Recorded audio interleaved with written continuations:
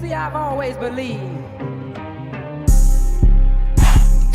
Okay, 15 following the penalty. Tua swings it out. Speaking of fast, how about Tyreek Hill? You see, I've always believed. Hill inside the 20 and then finally chased down. Oh, yeah. He's 12 of If you 16. don't give it, Lamb the block. Oh, he's got him. He's got him. And they got a touchdown. Oh, he smoked him. you see, I've always believed. 1, 2, 3. 1, 2, 3.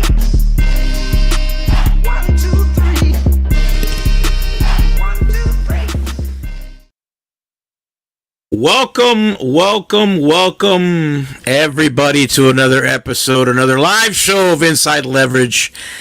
As you all well know, I am Coach. I am joined here by the rest of the crew, and very shortly by our very special guest, Ryder McConville. How we feeling, boys? Bang, bang, bang. Yes, sir. We back at it, baby. Let's go. Nice hat, man. Nice hat. I like that. Tony Styles. I see. We Yeah. got that Shout out hat. to Chris, the barber from the West Palm Beach of Florida, giving me the fit. These things are really. This is really nice. Like, it's really.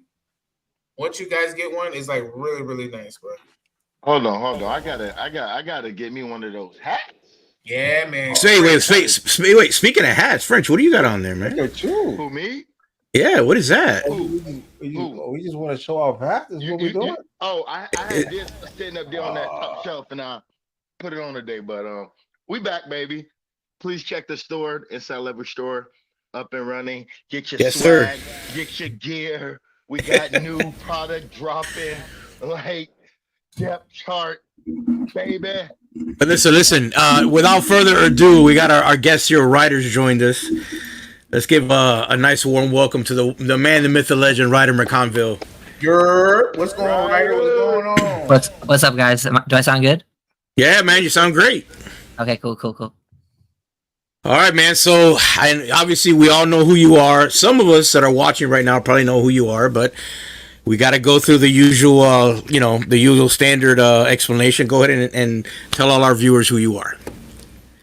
Yeah, so I'm Ryder McConville. Make YouTube videos. I do a lot of film breakdowns, mostly just Dolphins stuff. Big Dolphins fans. Pretty much the gist of it. Just pumping out a lot of film breakdowns. I've made a lot of videos this past week after the preseason game. Excited that football's back. Yeah, man, we all are. But you know what? Let's jump right into it. I got one of the clips up here. It's actually one of the longer clips that I found on your Twitter feed. I'm about to share it on my screen here. It's the Jack Driscoll video. I want you to see if you can go ahead and give some sort of walk us through what you see here or what you saw and what you want to share with the viewers. Yeah. Okay, so you can just let it run through. But with Driscoll, I think especially at center, right guard, nice to see that versatility throughout this game. I think he did a lot, especially the snapping. Snapping's been an issue. I thought he looked very consistent in that area. I liked how aggressive he was in his sets, got engaged early. He's always been a very good athlete, and I think that's a big thing at the center position in this offense. So now he's at right guard right there. But with Brewer out, I do think he can still add some of that same athleticism in the running game, reach, different types of blockers. He was getting active. He's not going to, get the biggest mauler type of player, going to create a ton of movement. But I thought he showed more in this game than we had seen out of him in a while because he did a lot of tackle stuff in the most recent years for Philadelphia. So it's nice just seeing him play with good technique. Felt pretty good. I feel like most players actually raised their stock in this game, but nice to see Driscoll getting involved and doing different things at center and right guard. That'll definitely be a help. Go ahead, Junior. What do you got from? Well, certainly a great surprise for Driscoll, man, especially the snapping. I know that it was a snapping issues in camp, and he had one or two. Well, I think walking the test, he only had about one a game. In the beginning, he was struggling, and then as reps progressed and as he got time, he got comfortable. It was one point the snap was going so slow in practice at first at glance, I was like, man, this is terrible. But when you really think about it, he's really trying to get the technique down pat. And then when you see it in games, the ball is getting to the quarterback in a good amount, good, decent speed. So I'm really impressed with Driscoll and what he's shown at center and also at right guard. Yeah, I know there was a concern from camp for pretty much all the centers, but I think that's usually a pretty common thing, even around the league. It's been a common thing for the Dolphins. I don't put like until we see it in like real live action. That's when I kind of put take it more than a grain of salt. But it is nice to see improvement for sure. I think what happens with these kind of things is that people kind of feel like it was a Connor Williams issue and not necessarily to what you just alluded to, like a league-wide thing in which struggles happen at times with snaps. And it takes some time to familiarize yourself with who you're working with behind center and everything else to kind of, make that connection symbiotic and smooth. So I think with time we've seen through this transition now that the issues have become less and less prevalent. So that's great. Definitely a positive because even last year during the games, like I'm pretty sure it was the first drive of the season versus the Chargers. It was ruined by a bad exchange between Tua and Connor. So it's just something that they got to keep improving on, but definitely positive signs. All right, man. So I think I got another video up here. I think this is the Patrick Paul video. It's kind of short, but I'll keep playing it over and over again as you share your thoughts. Oh yeah, so yeah, the Patrick Paul stuff definitely. Obviously, you see him right here. Yeah, 52. One of the bigger positives in this game, especially in the running game. It was nice to see. I feel like he looked better in this preseason game in the run game than he ever looked in college. He's a great scheme fit. Really utilized his length really well, and I think just understood angles. Obviously, on these outside zone concepts, I think he did a good job, like helping with the double team on Harlow there, and then climbing and cutting off. He's a very good athlete for his size, which is a big thing. And then just continuing to work, straining. I think he had better technique just overall. There were still some issues, I think, with some of the pass protection stuff, but I think overall it still looked a little cleaner. I still have some question marks with him, but I just like to see this development early too, which is big. And I think it's not like he's going to be forced to see, early playing time anyways, unless multiple injuries happen. But it is nice to see this quick development. And he's had a pretty strong camp from everything we've heard. So, aside from Paul, was there any and Driscoll, were there any guys who stood out to you on the offensive line from the performance in the preseason? On the O-line, I would say a couple guys played. I hadn't really seen Sean Harlow in action at all. This was like the first. I know he's played in the NFL for a while, but there wasn't any like super recent film on him. So it's nice to see Sean Harlow. I thought he did a decent enough job. I actually thought the O-line group played mostly average, but I think that was fine. Like going in, I feel like people were in pretty big panic mode with the O-line. So them playing average, I think, was above most people's expectations. I know there's been talk about like Andrew Meyer. Recently, I was a fan of Meyer as a UDFA just because super athletic center. I think the O-line room is a real like with the Keon Smith injury, because I feel like they were kind of playing him out of position at guard anyways. I do think Keon was more of a tackle, but I do think that if Isaiah Wynn is on the starting roster at the start of the season, not on PUP, I do think like the room is pretty set in stone. But I would like to see guys like Meyer stick around on the practice squad, develop him, because I do think he has some intriguing traits that fit the system really well. And we do need some more true centers after Brewer, because it's nice that Driscoll and Eichenberg are more versatile, but I do think overall they're probably better fits at guard. At least that's what they're more used to. But, yeah. Wally, you got something? Yeah, man. Tyler, thank you for your time. We were talking about Driscoll and all that good stuff, but today at practice we saw Robert Jones at left guard. So, like right now in your mind, given the injuries, where do you see this playing out? What would you see? Like some of us have Robert Jones as probably the best right guard in the team, but what would you see him starting given the situation of the team right now? I think Rob Jones is pretty locked in at one of the starting guard spots. Whichever, I think it depends on if Wynn comes back healthy. If Wynn comes back healthy, then I think Robert Jones should start right guard. If not, keep him at left guard. He's been consistent there, but I've seen film on him over the past couple of years. He's played both spots. I think been pretty comfortable in both areas, but I do think right guard is probably a better fit for his skill set, being more of a mauler type, and Isaiah Wynn is more of that guy you slide the protection away from, and he can win with his athleticism and pass protection. Uh, so I think with Wynn and Jones, if those are the healthy guys, they'll probably be the starting guards.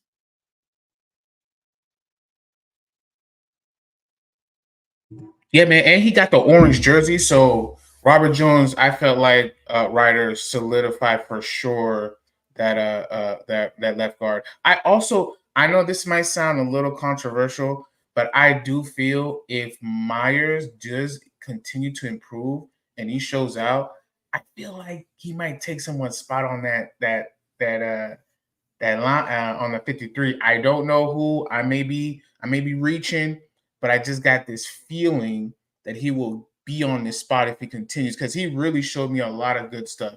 Him and Harlow, they really impressed me day one. I know it was average, and of course, I agree with that, but they showed a lot. And I think continuing to be in that position and developing and growing, especially against the Commanders, I feel optimistic. Yeah, I agree. I do think because Isaiah Wynn is still on, the PUP, the pup. I think there's a chance he's still on that at the start of the season. And if that's the case, then I could see someone like Meyer making the squad. Because usually you keep 9 offensive linemen. With Wynn, you probably have your 9 offensive linemen. You got your 4 tackles, your 5 interior guys. You can keep 10.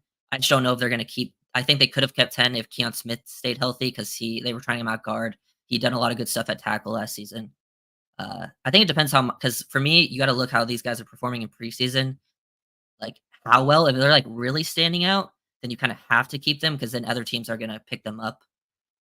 If it's things that you're seeing behind the scenes, they might even, give them less reps, less film, and then be like, okay, let's just get them on our practice squad.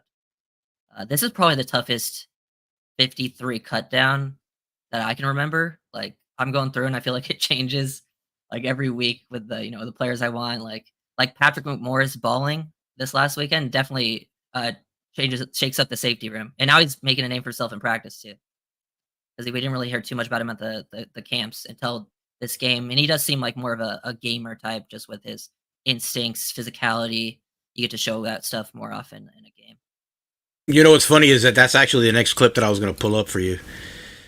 I was guessing it was. Yeah, man. This guy, I was talking to the guys around the game, and I was like, man, this guy's really sticking out. He's having a hell of a game. Let's run through this quick video. I know it's a very quick video, but quick clip here. Dolphins bringing the nickel blitz with Needham. Actually, a pretty good play all around from the DBs this side of the field. Like Bonner blew up his guy, absolutely destroyed him, slowed him down, and then McMorris basically was like running the alley all game versus the run, getting downhill. Like his first play of the game. Like he came in late because Marcus May like came out for a play or something, and he was not even ready. And the second the ball was snapped, he shot downhill, ran the alley, and made the tackle for a 1 yard gain. He was 12 yards off the ball. Just very impressed with him the whole time. Like he's not the greatest athlete, but this is really nice. Like if you watch his film at Cal, it was a lot of like his best plays were him just being like very disciplined football player, very smart, definitely willing to get physical. Could do some things in man-to-man too, which was impressive. But this is like, I would say probably McMorris, and I would say how good the D-line room were probably my biggest like surprises of the first game. Yeah, I think the D-line's performance was a major reason why they decided to probably move on from Tierra Tart.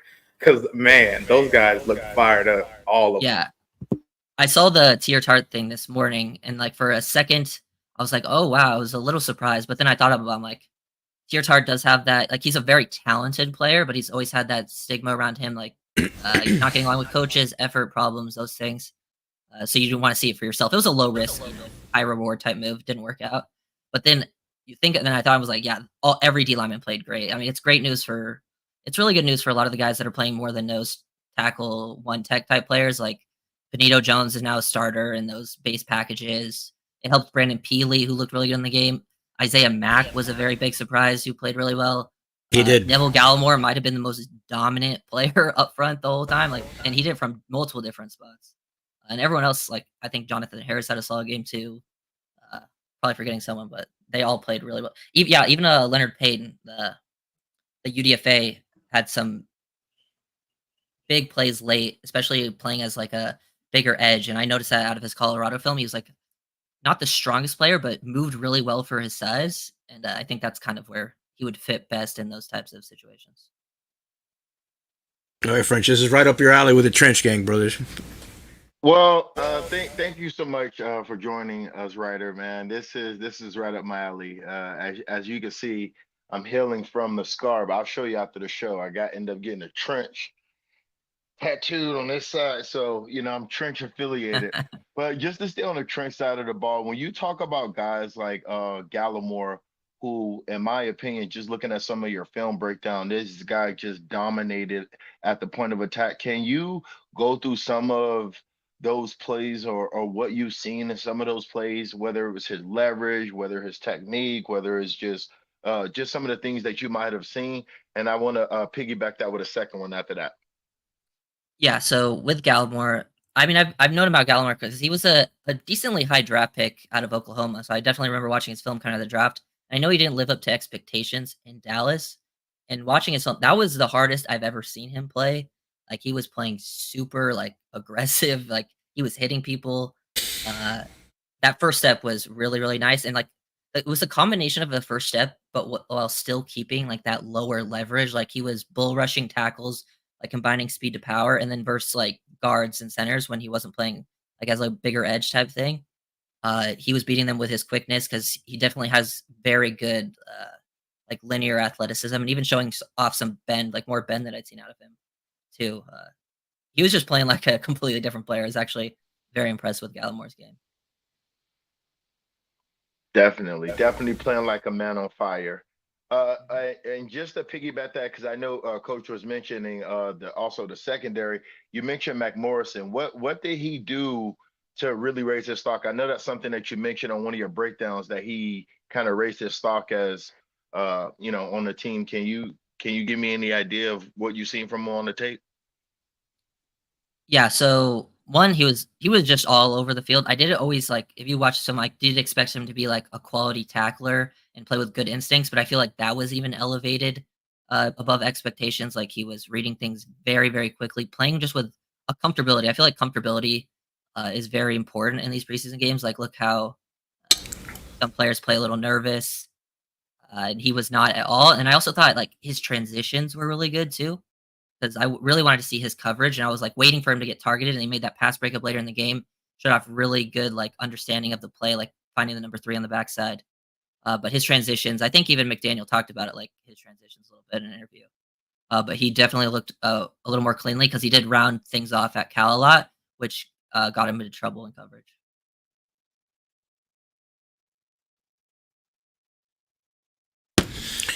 All right, so I got another one here. Now that we're talking about the defensive back room, obviously, we're gonna talk about Saron Neal, which was very, very impressive for me on Friday night. Let's see if I can get this pulled up here real quick. Yeah, the whole DB room was pretty impressive. Even like the UDFAs, I think, did a pretty good job. Shout out to Isaiah Johnson as well. I think that's the name. Yeah. Isaiah Johnson, Storm Duck, I thought had a good game. The kid from even Maitre, Jason Maitre. Yeah, I like Maitre and the nickel. He showed some good instincts there too. I'm excited to like really dig into that stuff. Like probably do some field breakdowns of some of those guys later in the week. But he got a bet Saran Neal. today. Yeah, it seems like Jason Maitre has been getting a lot of action in camp. I feel like getting interceptions at a lot of practices. But Neal has been a big, nice surprise. I think for a lot of those UDFAs, I don't know if any of them will make the 53 because it's a tough room to break into right now. But I do like their practice squad potential. But Neal also just set the tone with special teams. First play, making big plays, was involved the whole time. This is just, him playing as like that cloud corner in the flats. Does a good job getting, hands on number 1, locating number 2, kind of baits the QB into the throw, then gets downhill, forces the ball out, and just showing off, just being a natural football player, which is nice to see because everyone knew he was going to be like a great special teams addition. You just watch him at gunner and he's beating 2 people every time. But yeah, I feel like Neal's done a very good job for giving himself a chance to, at least have some kind of impact on defense. Safety was late there though. See, the safety was asleep. Probably was Marcus May. He was asleep, man. He didn't get no PT today in the practice. Well, that's one of my questions, Ryder. What are your thoughts on Marcus May? It seemed like initially I was excited to have him. I know he had the injury last year, but seemed like he's been slowing down. Seems like he's a shell of himself. If I want to make it controversial, what are your thoughts on him? And do you see him making the team?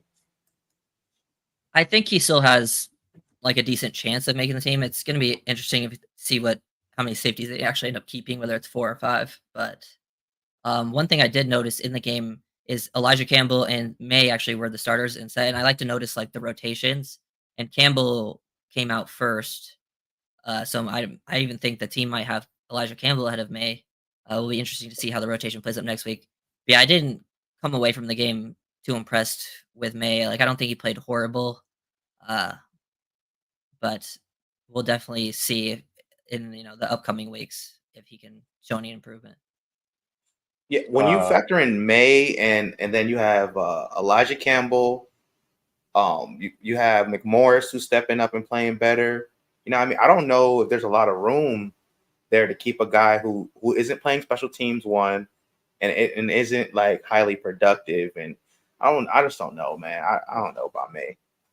Yeah, the special teams point is key because Elijah Campbell is a very good special teams player. That's why I think Elijah Campbell has an edge over him. Like I've been having that debate for a little bit, but and then also like if McMorris keeps playing like this, you can't just cut him because I do think for a while there it seemed like he was going to be the draft pick that got cut. You try to get on the practice squad, but if he's shown out in preseason like that, he'll definitely get claimed. Man, I'm not gonna hold you right now. The draft pick that looks like might get cut or goes to a practice squad is Kamara, and that's not to say he's not a good player. He's just not available, and everybody else is outplaying him. May he's not making his team unless he if he turns it on. Really...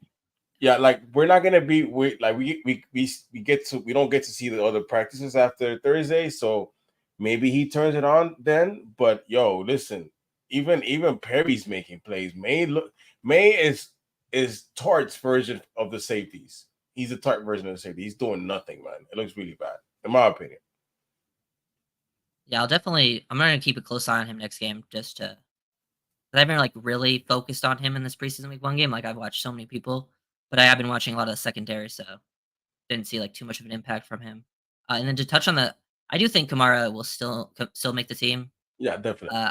But especially because of the injuries too. Because Chubb will start in PUP, Grayson Murphy and Cam Brown both just are out for season, which kind of sucks because I was a big Grayson Murphy fan. Huge. We were hyped. He was probably my favorite UDFA, film wise, out of college. We were hyped. We were all hyped. I claimed the better twin, but hey, that's none of my business. He came out the gate last week on fire. Immediately, I felt his presence on the field, and for him to get hurt like that, man, that just sucks, bro. He's a gamer. As I was gonna say about Driscoll, Driscoll in practice, he might not really impress you, but the game tape looks a lot better in the practice. It's crazy because. His game tape does not look like the guy practicing. I'll tell you that much. He wins. He wins and stuff like that. He has good practices, but nothing like the game. He has a really good solid game. In regards to Murphy, someone said could be a strategic move to keep him for next year because then now you have Chop, you have Phillips. Who knows what they're gonna do with Chubbs next year? Quentin Bell, and then Quentin Bell. That's essentially your four. Your 4 guys going to be on the team, and so it is. I'm not saying it's a blessing in disguise, but it's a good strategic move to keep him in house for next year. Yeah, I was. I've talked about that on my stream. Where just like the same thing with Taj Washington. The IR right now is just your stash thing. Like last year they did with the UDFA. It was Ezekiel Vandenberg. He was a UDFA that got hurt. They put him on IR, and now he came back for this training camp. It's kind of the same process with these guys. He was back at practice today too. He was doing sideline work. Yeah, he was someone I wanted to see in the game, but he got hurt too early. So he looks the part though. He looks the part, and he's like I would tell you this, like if he gets his brain together, he could be a problem for Josh Allen because his stature in the middle of the field, he was making it hard for them to make passes in the middle, especially in goal line situations. He was making it tough for the offenses to score and get passes over him. So he does have like a niche in this defense. There were reports that he could. I'm sorry. What? There were reports that he could be over Tyndall. Is that accurate, guys? I'm hearing that Vandenball. There's two sides. There's two sides. They're playing. He's over Bolton. I'll tell you that much. Bolton. Okay. But Sorry, Tyndall's putting a defense together, man. He's like he's calling out the plays. He's organizing the defense. Like since he got hurt, I haven't seen Vanderbilt do any of that outside of like Tyndall. I don't see nobody else putting the defense together like that. Like he's the only linebacker I really see doing that. Like not even Duke Riley and David Long and Jordan Brooks is different, but I didn't see Vanderbilt like calling out plays and like moving plays around. Today he didn't get as much plays today. Today it was Duke Riley and Bolton. Bolton had a really good practice today. Bolton had a really good game. Ryder, yeah. I don't know if you agree with that. I saw a lot of flashy plays consistently for a period of time. What are your thoughts on him? Yeah, Bolton was a pretty impressive. Another player that I hadn't really watched much film of before the game, so he was a pleasant surprise. He was all over the film. I thought he played pretty solid versus the run. I do have questions about him in coverage before I'm like, ready to like be like, oh, this guy's a chance. But he definitely showed a lot of positives. I think the linebacker room in general is pretty interesting. I think that like the top three is very set in my opinion, but that fourth spot, like that fourth off-ball linebacker spot, I feel like can go to anyone. That's why I'm hoping, Vandenberg gets healthy because I really want to see him because in college he mostly played edge and did pass rushing stuff. That's why I was like excited to see what he did as an off-ball guy because I knew he was making some plays in training camp, and we'll see if Tyndall can continue like an upward trend because I really don't know who's going to win the fourth linebacker. I feel like it could be anyone at this point. It will change week to week. It feels that way, doesn't it? Yeah. I think it's Tyndall's job to lose. Nobody out there's covering linebackers, running backs, and lining up the defense. It's his job to lose. And I'm not saying, oh man, he's clear-cut winner. I'm just saying it's his job to lose. He's the one that's shown, But just Vandenberg, Bolton, and anything can happen, man. They might keep an extra linebacker, man. Because I'll tell you one thing. They look good. That linebacking core looks good, man. I'm very much higher in this linebacker group than I've been in a while. I think Jordan Brooks was one of my favorite pickups in this offseason. I think I've said it. I think after Jalen Ramsey, he's the most important piece to the defense. Just taking on that Roquan Smith role. And I would said that Anthony Walker pickup has been pretty underrated. Like especially they got him for like pretty sure like vet minimum pretty much. I think that's a huge improvement as like linebacker 3, and then you still have David Long, who's one of the best run defense linebackers in the league. I do think like I wouldn't be surprised if it just ends up being Duke Riley, just even though that's probably not what I would do, but just because I think the team will look at the veteran presence. He's been around. He's a special teams guy. It wouldn't surprise me if it just ends up being Duke Riley. I think they keep him both. What are your thoughts on the defense overall, Ryder? Like, I mean, a lot was to be made about Fangio leaving, Weaver coming in. He had a year of coaching DC experience. We didn't really know what to take from that Texans experience over there. There was a lot of injuries and turnover, and it was a lot of JJ Watt was at nose tackle, I believe, for a large portion of that season. There was a lot of funky stuff going on. So, well, I mean, what are your thoughts on Anthony Weaver and the defense overall? Are you feeling good about it so far? Yeah, with the signing, bringing Weaver in, I was thinking, I'm like, if he brings like the Baltimore style defense, like it's a lot of versatile looks pre-snap. I love that. I feel like the Dolphins, that was probably the biggest problem with Fangio's defense is it was very vanilla pre-snap. I think, Fangio's like a smart guy and calls good plays, but I feel like the looks that are able to give in the secondary, moving people around, because the fact that we're having Jalen Ramsey not move when he's one of the most versatile DBs in the whole NFL, like I think he can do a lot of stuff Kyle Hamilton did for that Ravens defense last year. Literally play anywhere. That's what, and like that's all the stuff I'm loving to hear, see. And then I think I don't put too much into scheme in preseason because they're calling very basic stuff like offense and defense.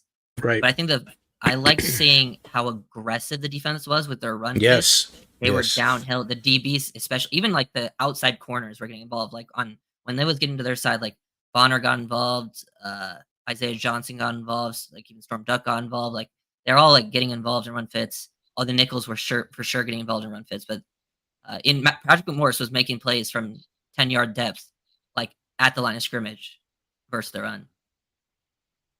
Go ahead, Coach. French. No, go ahead, French.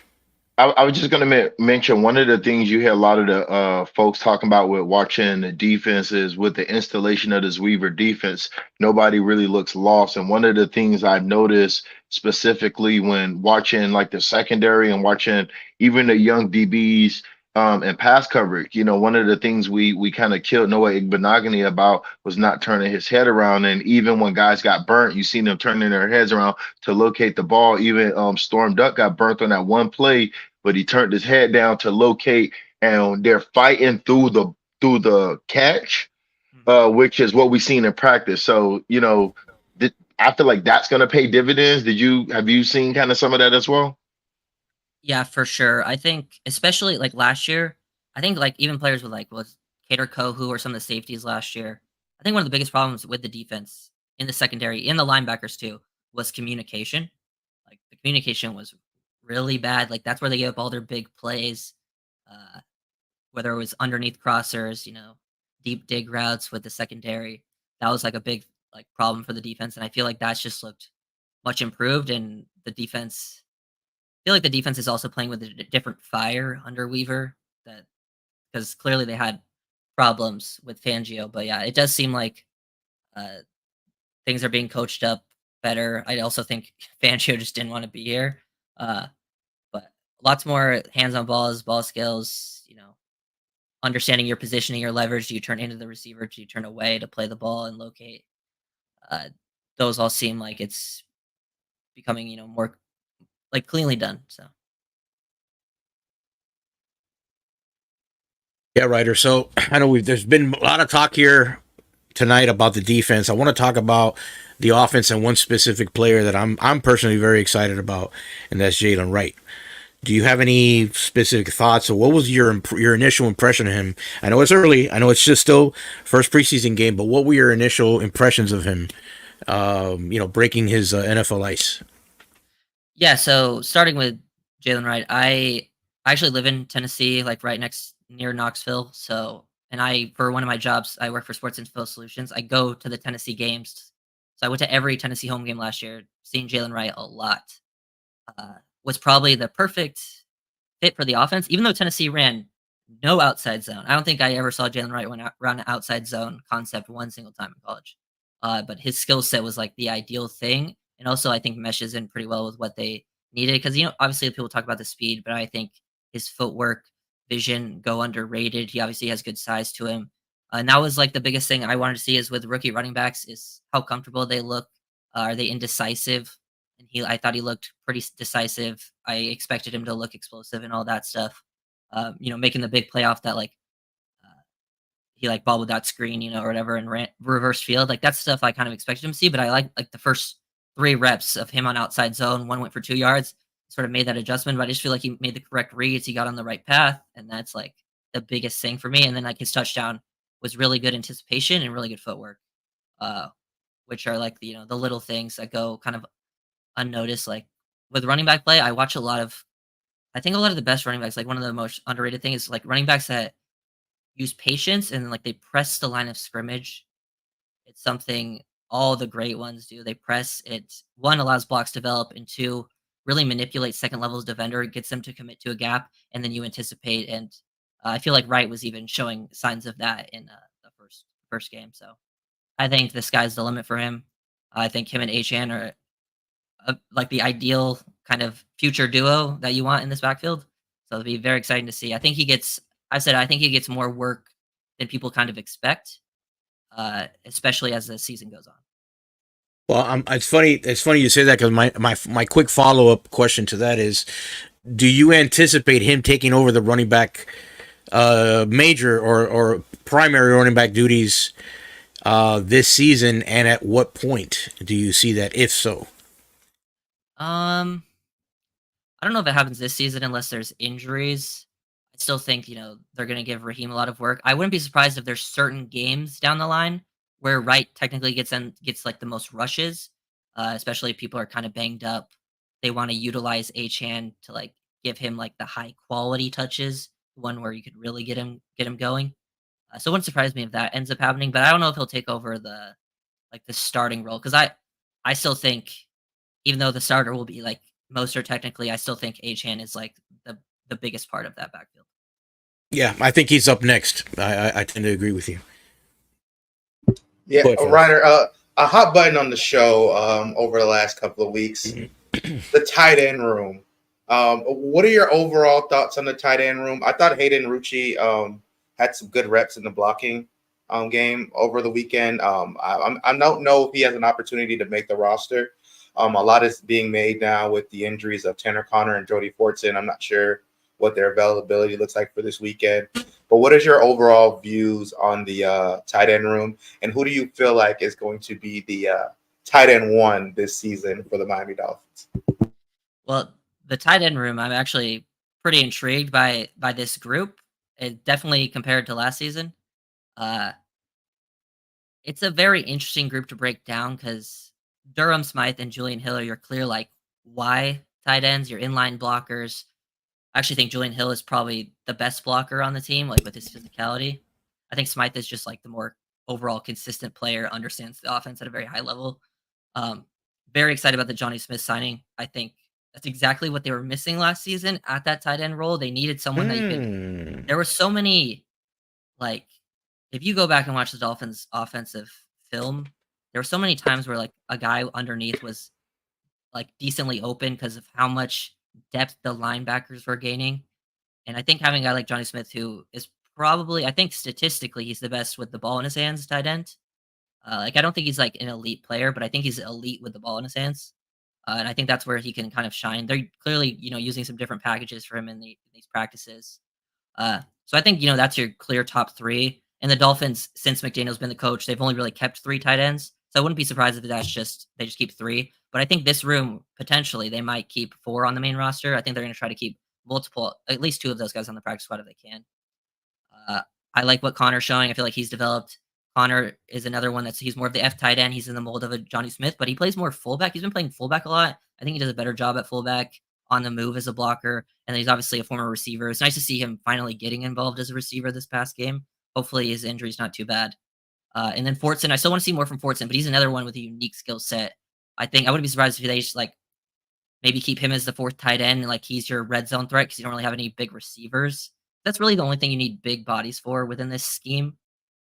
Is a guy that can maybe go up and get it. And he's a field stretcher. Like, he's in the tight end room. Like, he can play like X. Like, there's film of him playing like X wide, out there. And then talking about Hayden Rucci, definitely another one of the guys that kind of surprised me in the game. He was out there blocking people hard.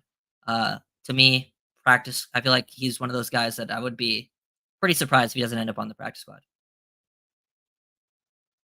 Doing response getting caught. Ryder, appreciate you once again for coming through, man.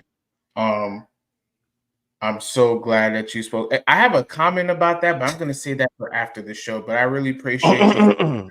The last thing I want to ask, we showed a lot of clips from some of the studying that you did on Twitter. Where can people find the full evaluation version of Week 1 game so they can fully see your commentary as well as what you're describing, the certain players you put out there? Where can they find that information?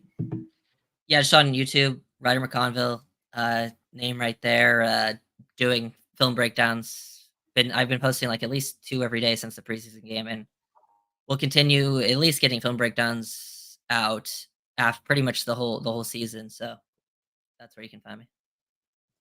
Appreciate you, man. And I know we'll bring you up here, and if you want, we could do a full session of film breakdown exclusively with inside leverage with Ryder McConville. Appreciate you, guy. Again, my boy.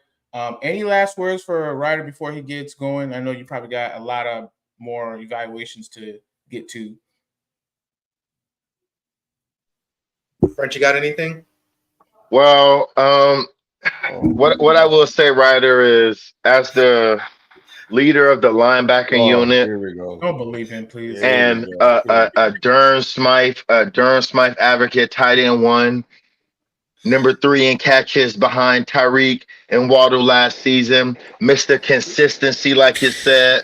We're gonna continue to watch him block and also Where's the question here? Where's the question? I'm getting to the question. Jesus. Jeez. Ryder. Just to get to the question. When it talks about as we go into the season, specifically the first 2 games of the season, we're going to be dealing with a lot of stop and run. Is there one group in specifically where on the defensive side of the ball that we're really going to have to lean our hat on going into these first 2 games of the season? I know the cliche answer is the defensive line and the pass rush, but I didn't know if you had a little bit more context and nuance behind that. Yeah, I would say, well, if the edge room was fully healthy, I would say we lead on the edge room, but it's not. So you do need like another group to step up. I think it will be like a combination of like some of the DBs playing near the line of scrimmage, like the nickels. I think even giving Ramsey involved, and then probably the linebacker room. Ooh, I like that. I like that answer as well, man. Appreciate you, Ryder, again. Where can they find you on Twitter before you leave? So everyone can follow you, man. I really appreciate your work, man. You do a lot of good things out there. Yeah, just I think it's at Ryder M25 on Twitter. Yes, sir. And there it is. I appreciate you, man. Thank you. Thank you, sir. Thanks. Thank you. Man. Give Ryder a follow. Yes, and hit the subscribe button on the YouTube. Hit the subscribe button. He dropping those mixtapes, baby. Bars. Thanks I again. mean, the man validates my point with Driscoll and Harlow. He makes me look good out there on the Twitter. I was going to ask the Liam question, but I wanted to not. I said we're going to save that for the next show. I mean, he did say Durham Smythe was consistent, and that's what you need in his offense. But we're going to talk about that on the.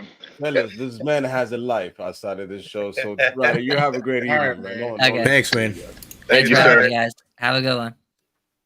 Y'all go trying to get that man and start talking about Liam Michael. Hey, that's Ryder right. Michael had a good day. He was catching bodies today. He was catching bodies. Billy had to step out. He's like, yo, he was tapping. Yeah. Hey, Wally, you were out there, boots on the ground, man. Give it what you see at camp today. Yeah, come on, give us a breakdown, bro. Come on. I've been waiting for this. I've been waiting for this all day, bro. Come on, man. You want an ISO? We do the tap. Didn't they just see me? That's what Liam had. You want an ISO? Yeah, put the Give him the ISO. ISO. He was tapping. Wait.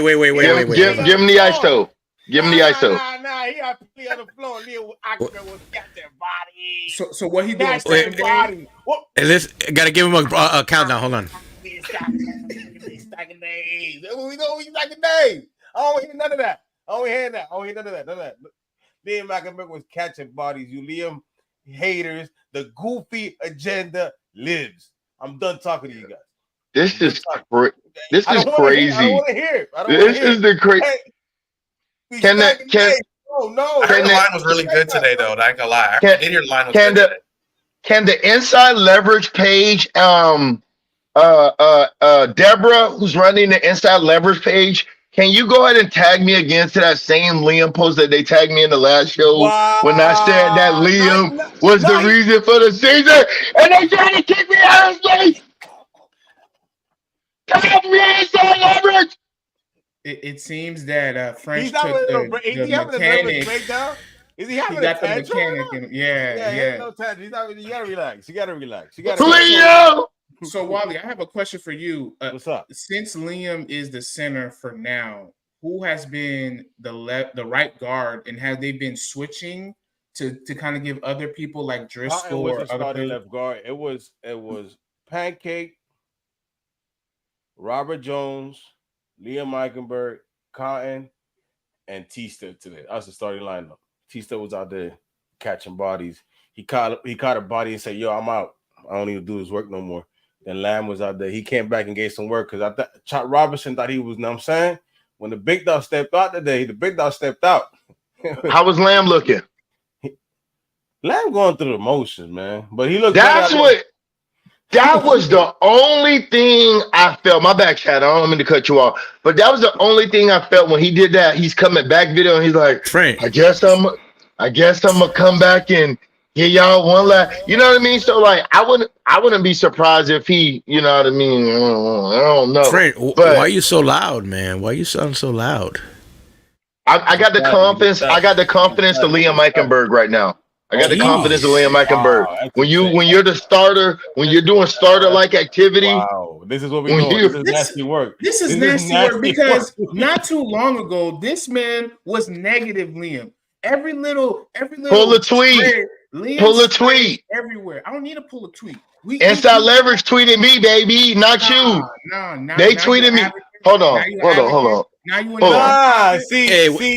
Listen.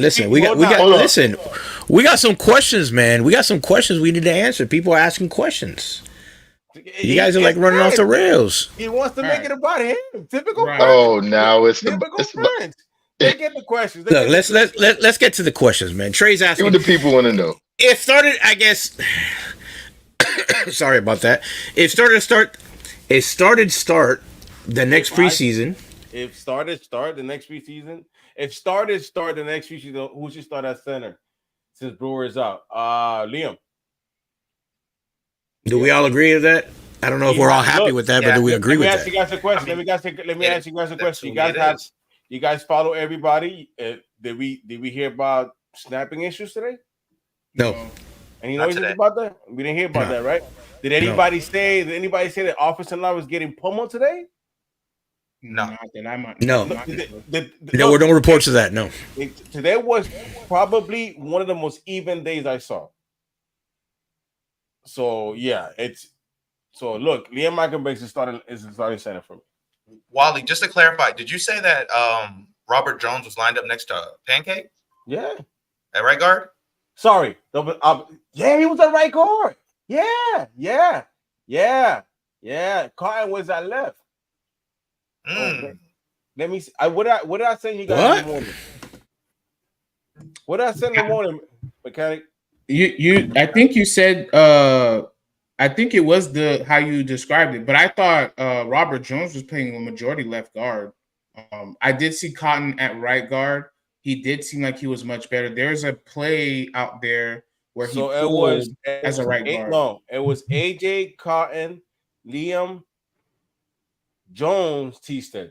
Yeah. Okay, so Jones is at left guard. My fault. He was eating though. Yeah, Cotton. I heard Cotton was doing his thing, but I do feel like the athleticism a part of it is gonna show, and I think it's gonna come to a point where Driscoll might take the spot if he continues. From who? From Cotton as the right guard too. Wally, how was the turnout at training camp? It was straight, man. I think it was pretty empty. I ain't gonna lie to you because people are spoiled, man. They want to see joint practices, but I love to see it today. I had space to do things. It was great. But at the end, it was still packed. And they played us, man. They went inside to do something. You know, usually you get the three horns. We done. Nah, they gave us still had homegirl. Come on. Yeah, practice is over. Guys are going to go inside. No autographs today. Okay. That's weird. Can you ask him, is Wright taking the art? I think that was for Ryder. Well, yeah, no, it was, and I did ask him that. I did ask him that. What did he say? He said, and I disagree with that. He said not this season. He said not this season. He said unless, What makes you think he's in it? So hold on. I'm asking you guys. Do you guys see as H-Chan as the number 2 running back of the future? No. Well, actually, you know what? Yes, but only from a I would say like a technicality type standpoint, only because I feel like he's going to be moving around a lot, and then it'll allow for Wright to be more of the true running back, traditional, more of a traditional sense. I think H-Chan is probably going to be freed up to be able to do more Alvin Kamara type stuff. I think that's going to be like the vision for him, to be screen game, passing game everywhere, to be, you know what I'm saying? to be that. You know, hey, and another thing too. Obviously, we know it. People have seen it already. He's really good in the pass blocking. You know, so Right. that how does that compare to Achan's pass blocking? I think That's a big factor to me. But if you got a guy that can do it all, I would say. Let's take it a little further. And I know the depth chart is still take it with a grain of salt, but look at how they divide up the running backs. Running back one, which is the more physical running backs in Wright, Brooks, and Jeff Wilson, and then you have your Achan, your Ahmed, and your Jalen Wright is also there. I think you mentioned Ahmed. Who? Yeah, Ahmed. They divided the running backs into two categories. Why I'm saying that? Why I'm saying that is because I think they view Achan, Wright, and Ahmed as pass catching running backs. So they're going to be having more responsibilities with route running. So if they can start off in the backfield, and then you can find them at the slot or in the boundary based on mismatches. That's why I say that I agree with Chad. Wright could probably take more of the carries next year than Achan, but Achan is the guy who's going to do not only running back but also receiver. I think Achan is going to be the running back one. They're probably going to. It's not. I don't even think it's going to be like a Tyreek Waddle situation, because the way that it's been depicted to me, the way I've read, they're doing all the same work. Like their Wright is learning how to pass catch. Achan is learning how to pass catch. There's more. Of course, Wright wasn't a pass catcher. Didn't do much of it in college. Exactly. Achan is, but they're developing that. There's room to develop it. There's the same thing. They're making them go out for routes as well. Achan, of course, has the ability and is shown. Now he has to put it in the field, and yeah, but it doesn't mean you have a one and a two. To me, they're both ones. To me, it's like I said, Tyreek Hill and Waddle situation. They're both ones, because I like the fact that we're getting complete running backs. To me, they're both complete running backs, with the exception that Jalen Wright is probably one of the best blocking running backs to come into the league since Saquon Barkley, maybe, if you want to be made. And 20 pounds heavier. So he's going to be able to sustain the amount of carries throughout the season. I don't think you want to put too many. The touches will be there for Achan, but the carries, I think, will be more so. I think that'll be Jalen Wright's focus. I think that they want to try to see what he can do in the passing game, so you don't pigeonhole him. You want to expand his skill set, you know what I'm saying? But that's not really in his bag like that. He's not no pass catching, receiving back. You know what I'm saying? He could take a beating. Yeah, but if it makes him close to catch the ball, yeah, I mean. And what I was going to say is we typically always had a two-headed dragon at running back. You know, when we go back, even when we had the King and Drake and the Jay, we had two good running backs in that running back room that were a dynamic, and they both Ricky and Ronnie. Ricky and Ronnie. So I feel like we're just getting back to our secret sauce. Keith Myers and Terry Kirby. Parmity and Jabbar. I feel like Mostert was supposed to be Jalen Wright. Like that's what they envisioned Mostert to be, that fast guy that can run outside, inside, just can carry the ball anywhere. And he can. I mean, he can as a recent, and he did as of recent, but you know, led the league.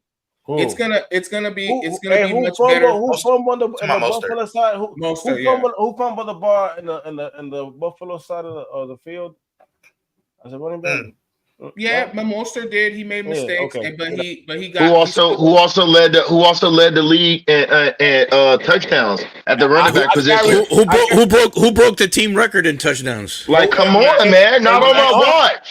What are we doing? What are we doing? Not on my watch. What was that team record at Buffalo? I'm not trying to make what it was about. that team record in Buffalo? We're not gonna do the argument. Yeah, what that team record do in Buffalo? How many touchdowns did they have? Hot takes, baby. Hot takes. How many touchdowns did the record breaker have against Buffalo? What did he do? Jesus, I give you my soul in the beginning of the season for you to get where you at, and you forget about me at the end. If you're a real running back, you pop up. You're supposed to pop up. He ain't show out no Buffalo game. He ain't show out. Raheem. Raheem, where you at?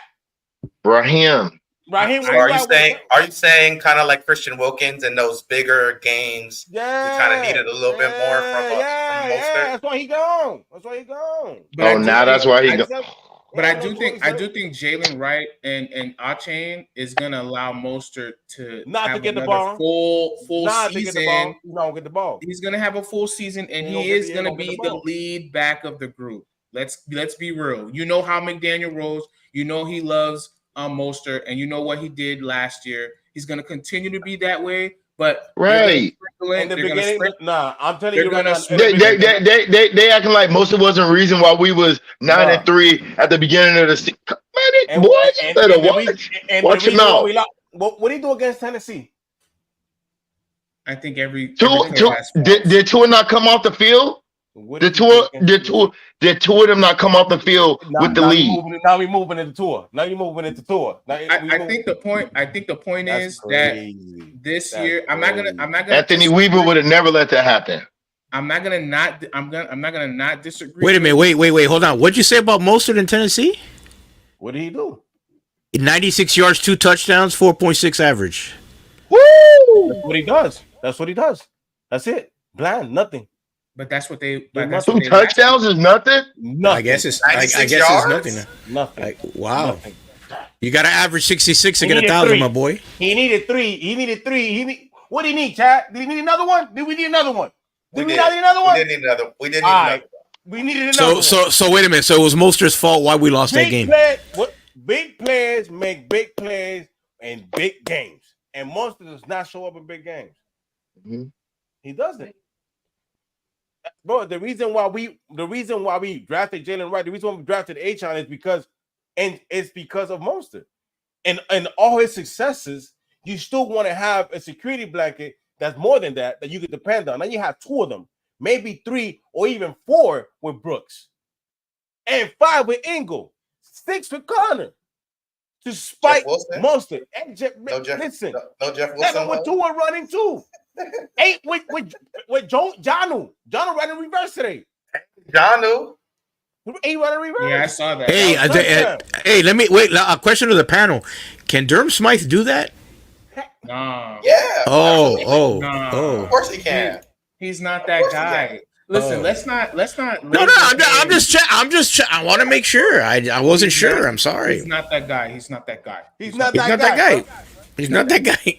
He is who he is. He's gonna be tight end 3, and he's gonna block the hell out of someone in his face and make and cause a touchdown for someone. But here's the thing. Here's the thing. You say that to say that a real tight end has to be able to run reverses or something. Is that the qualification? Because I've never seen Travis Kelce run a reverse either. I mean, I'm just that's not what. Hey, listen, I'm only gonna speak for myself. That's not what I was saying. My point is that he's a lot more versatile.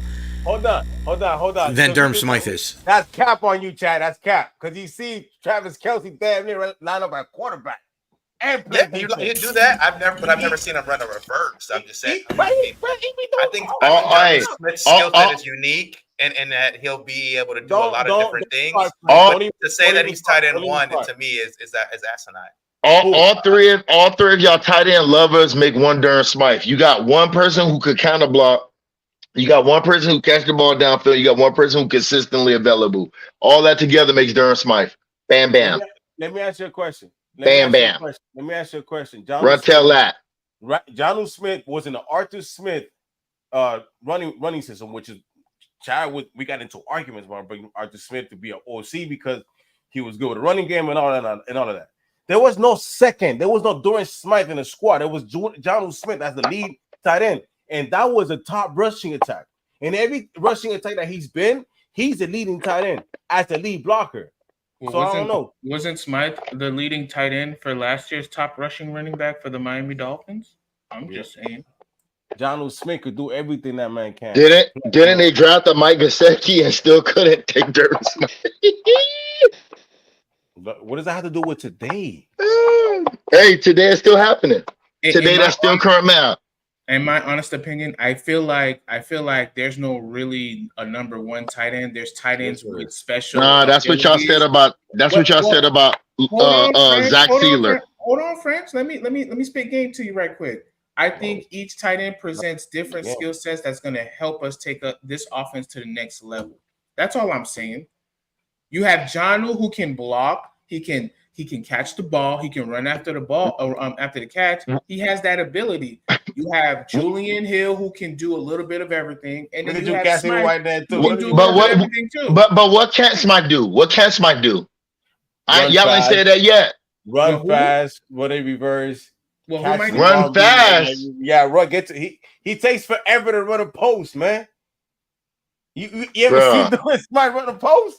Hey, when I tell you this season when Durham Smythe ball, you gonna hate me. You gonna block me. You gonna block me on Twitter. You gonna block me. You ever seen Durham Smythe run a post? I'm sorry. Hey, Durham Smythe is not gonna run a 10-yard post, bro. Hey, you're not. The trench game. No, we are out this season.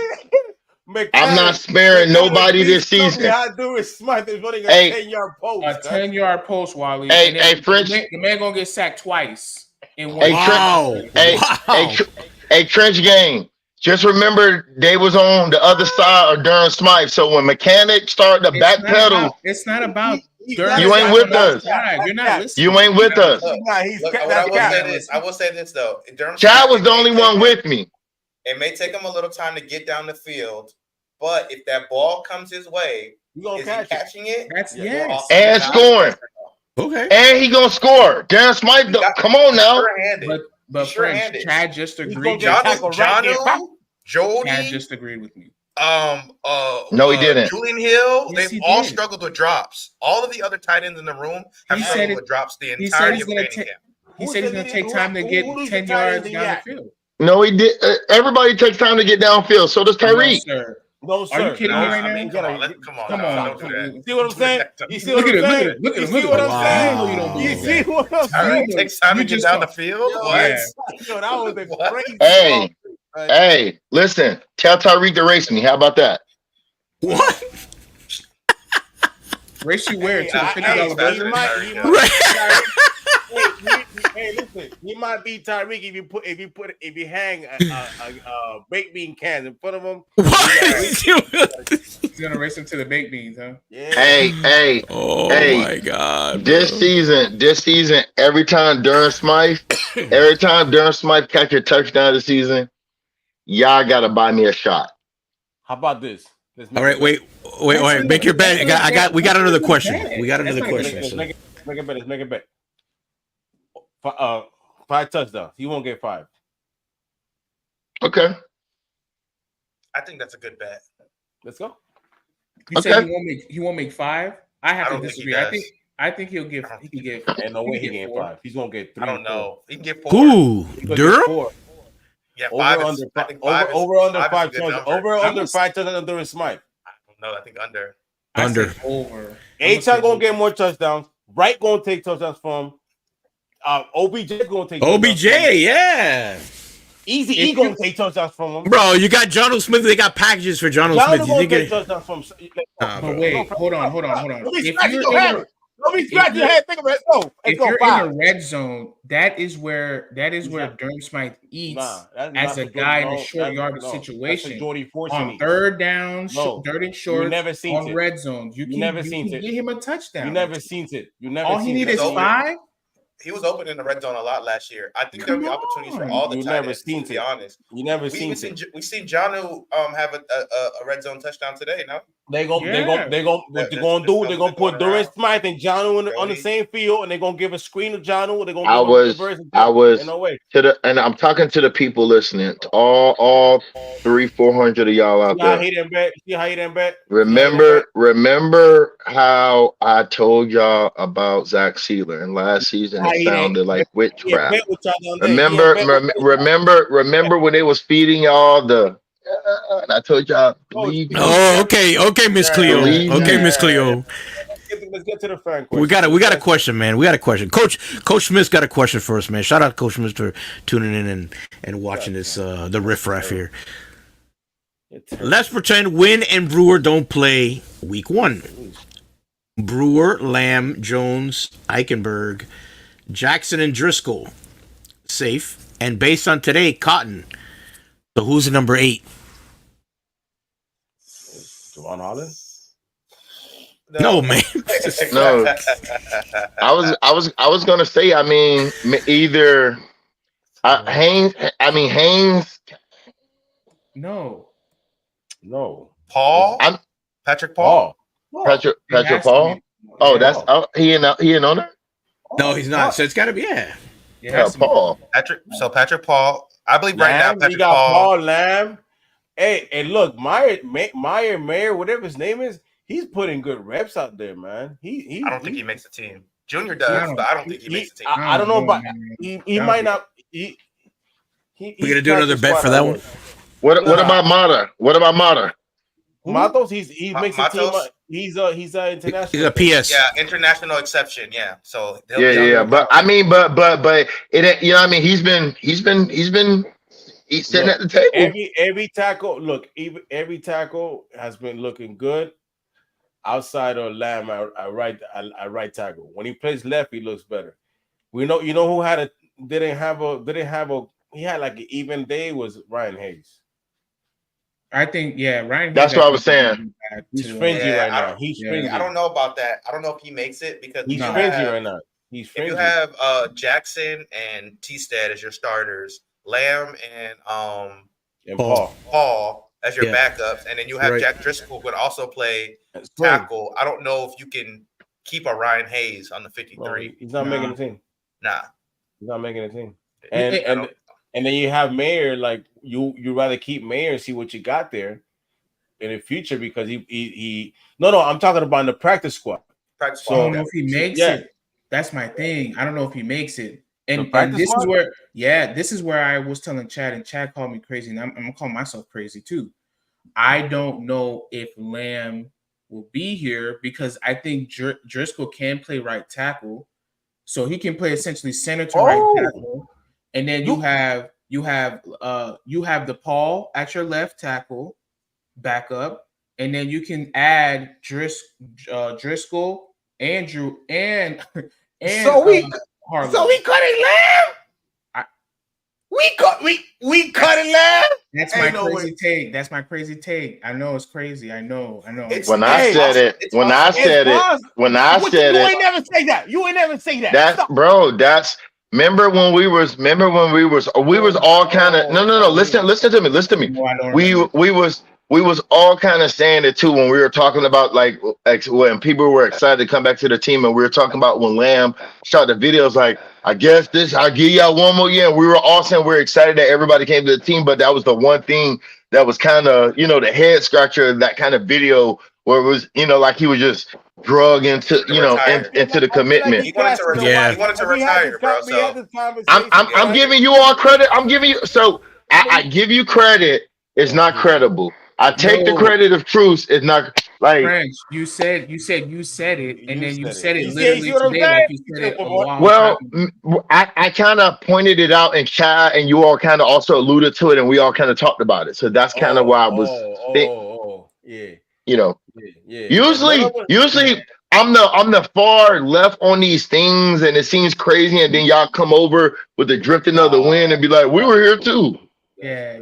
There are some people that believe, like Omar put out today, he thinks we'll carry 10 linemen because of the injuries and how decimated they were last season. I don't know if 9's the number or 10's the number, honestly, going forward. I think it's going to really depend on, are we keeping 4 tight ends? Or we keep That's a lot. That's a lot. How many defensive ends, safeties, and cornerbacks are we keeping? There's going to be some positions that tip the scale. Running back, I think, could be another one. What is that, 20% of your roster?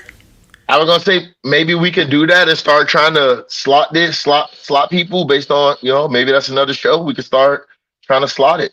I think they're gonna see what we come up with.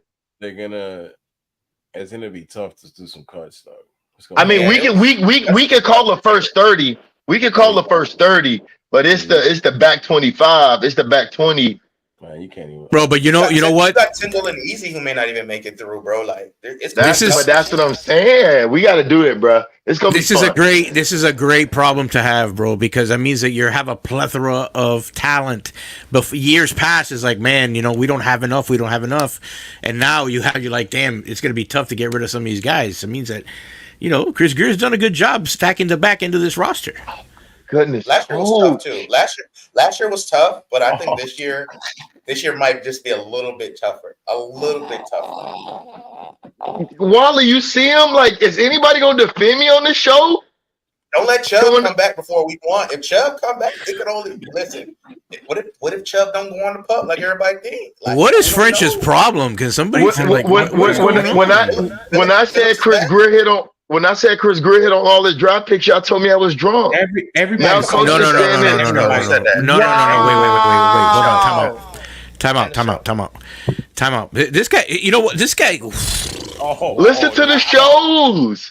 Are y'all not listening to the shows we produced? You know what, guys? How about this, guys? Go back to the podcast, clip it when you hear Frank say it, and send it to me. Don't believe me? Go to the show. Listen to the old recordings and clip it and send it to me on Twitter. How about that? No, you lying.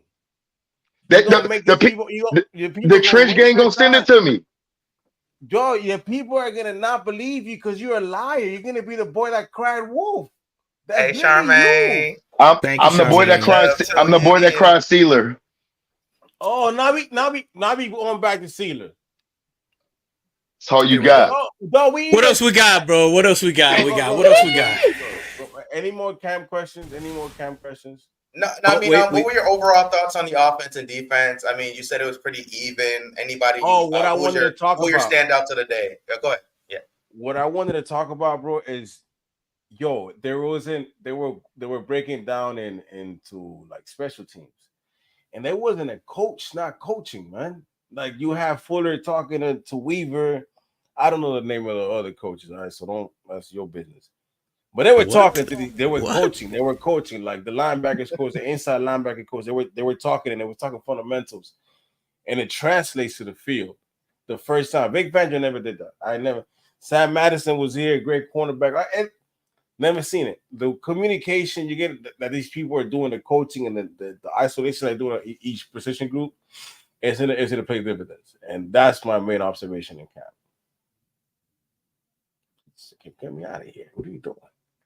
Yeah, Quentin Bell alluded to that, man, talking about how with the coaching and how it's translating to their success on the field. So whatever they're doing right now, it's working because I think a lot of us were expecting the defense to kind of take a little time, and them boys is firing on all cylinders. They look good. I never said that. Remember, I'm the leader of the defense. I never said that. No. But the overall sentiment of the fan base was that the offense would probably need to carry the defense the first 2 weeks. Bro, what they need to do, Phillips being out. You know how it's going to be easy, Chad? The 2 easiest cuts. Number 82 or whatever Snead number is. Snead. Trash. All you do is drop passes. Owen 87, McGowan, MacGyver, get out of my team. Get off my lawn. Get out of here. Nah, man, it's been terrible to watch. It's been terrible to watch. Outside of that, you can't pick a bad player. I thought Liam Eichenberg had a really great practice. He had a really good practice. If my boy comes around here with an orange jersey again, it's gonna be insane. Now, boy. Hey, listen, dog. Yeah. Omar was talking about that today. Nick Needham possibly being on the bubble. How y'all feel about Nick Needham? Do you think he makes it? I think Duke Riley get cut before Nick Needham. Ain't no way.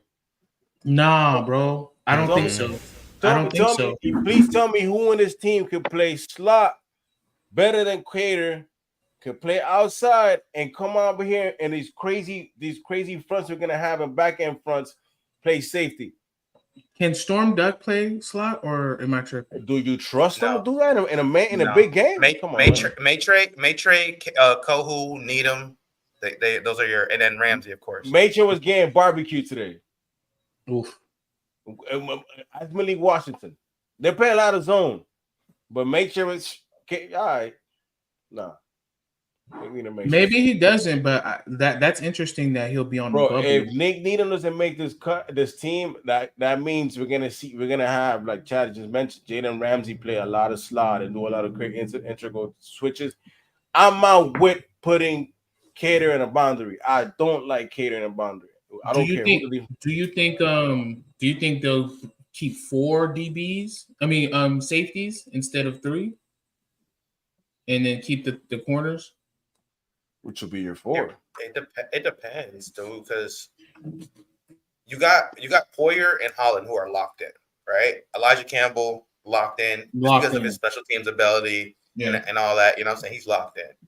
Marcus May and I think Needham are 2 interesting cases. Marcus, I don't know if he's going to show enough to hang around, but Needham has so much versatility that I cannot not see him being here, to be real. But I did find it interesting that Omar pointed him out as someone that he viewed could be on the chopping block, because I think all of us were of the opinion that Needham is a guy who could play on the boundary and the nickel at safety and do so many different things. First, he was blitzing. You know what I'm saying? Like, so I don't know. I just found that interesting though that he highlighted him. What's French doing over there? I don't know. He's flipping the camera. He's changing the. French is in the DeLorean trying to figure out the Frenches. I'm just hanging around. Like Liam, huh? Hanging around. Just hanging around. Wow. Hey, he was the reason. Hey, remember, he was the reason why he made the playoffs. Liam is doing something. You know what I'm saying? So. Oh, now everybody want to be Liam. I can't wait till everybody come around on Smythe too. That's crazy, bro. We'll never be Liam fans. Liam would have to have a damn near all pro season for me to even have some sort of respect for him. Y'all still won't like him. That's the problem. Y'all still won't like. It's crazy. It's crazy. What does Liam have to do, man? Stacking days. It's not even like how about the basics? Hit somebody. It's crazy. He did. Hold on. You see how Patrick Paul on every one of his snaps up until the whistle, even after the whistle, there was an extra shove. When you remember Mechanic when have you seen that from Liam? I'm just asking a question. You want to see the answer? Yes, I've seen it. Yeah. When? We too. When did we see it? When did we see it? When? That when screen. Did we see it? That screen. He bodied somebody. Ooh. He bodied somebody on the screenplay on the right. Come the on, second man. day. Ain't today he caught a bit. That guy probably tripped on a blade of grass. Nah. Pretty ain't catch the body today. Pretty ain't catch the body today. Man took Buddy to the mortuary himself. Hey, Liam is the only player.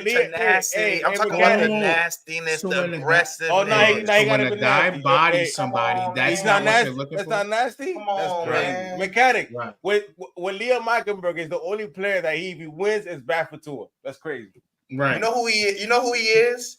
He's a lighter Dallas Thomas. That's who he is. Wow. A vanilla Dallas Thomas. That's what he is. That's who he be.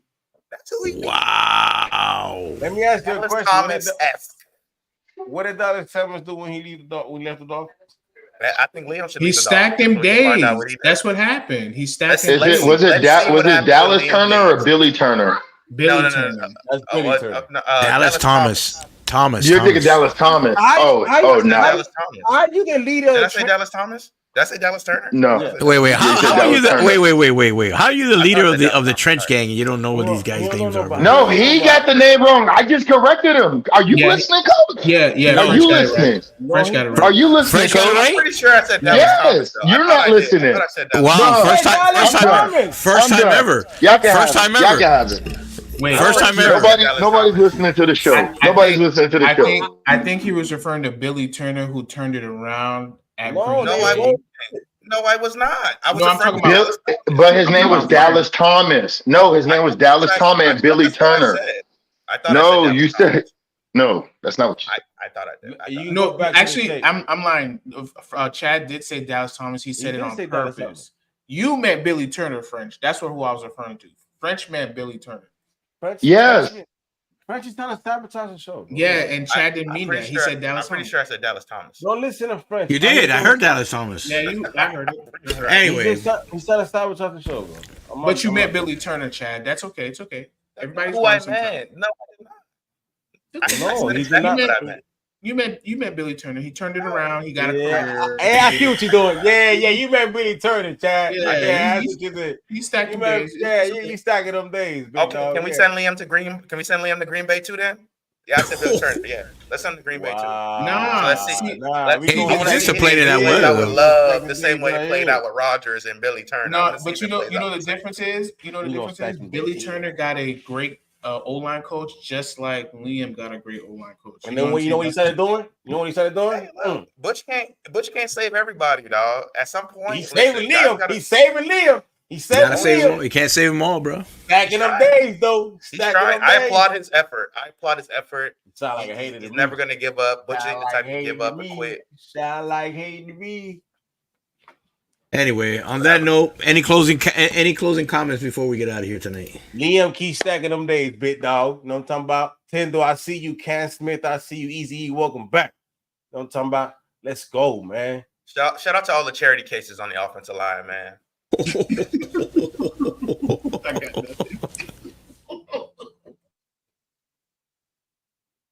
French, anything? You want to contribute anything here at the end? He did enough. What? Only thing I want to say is I just want to talk to the people listening for a second. Look me in my eyes. Look me in my face.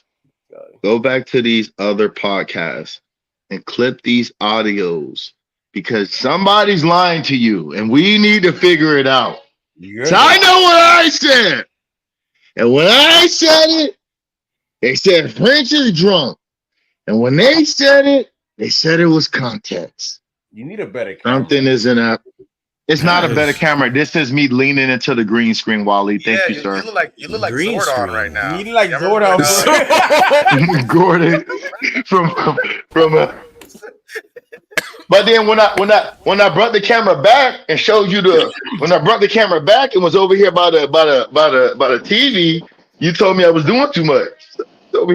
Why you trying to start on your $1 million home? Cuz we get it. You got money, bro. It's cool. We all right, bro. Hey, man. Yeah, we get it. You rich. Tad, you got anything for the people? He's like a hologram or something. Hey, man, just go back to the podcast. Man. Support the Inside Leverage store. Tomorrow we'll be on again, live show 5 Reasons with Commander's senior lead writer. So it'll be good stuff. We'll be breaking down Zach Selby. Preview. Zach Shelby. Yeah, we'll be breaking down the Selby joint practices on Thursday. Little preview of that. Get some insight on what we can be looking out for. Some players on their side that could be of interest to us. So just be on the lookout for more content, man. Support the Inside Leverage store. Download the pod. Subscribe to the YouTube, TikTok, Instagram, Facebook, Twitter. On that note, a little message.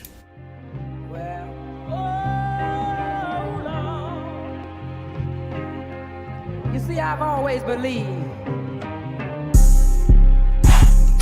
Okay, gonna 15 following the penalty. Tua swings it out. Speaking of fast, how about Tyreek Hill? You see, I've always believed. Hill inside the 20 and then finally chased down. Oh, yeah. He's 12 of 16. You don't give it. Lamb the block. Go, he's got him. He's got him. And they got a touchdown. Oh, he smoked him. You see, I've always believed. 1, 2, 3. 1, 2, 3. 1, 2, 3. 1, 2, 3.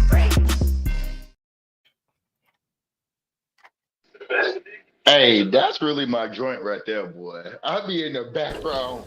Millie Rocket. Hey, that's my joint. Hey, Coach, spin that one more time when you get a chance. What you mean? What? Hey, listen. I just want to thank everybody out there. Thank all of you for watching. We appreciate the support. Make sure you, like Chad says, support the brand. Check out the store. We're always dropping stuff weekly on the store. Inside Leverage Miami.store. Check it out. Dropping content 24/7, 365 for all of you because we love the Dolphins just as much as you two. Until then, fins up, baby.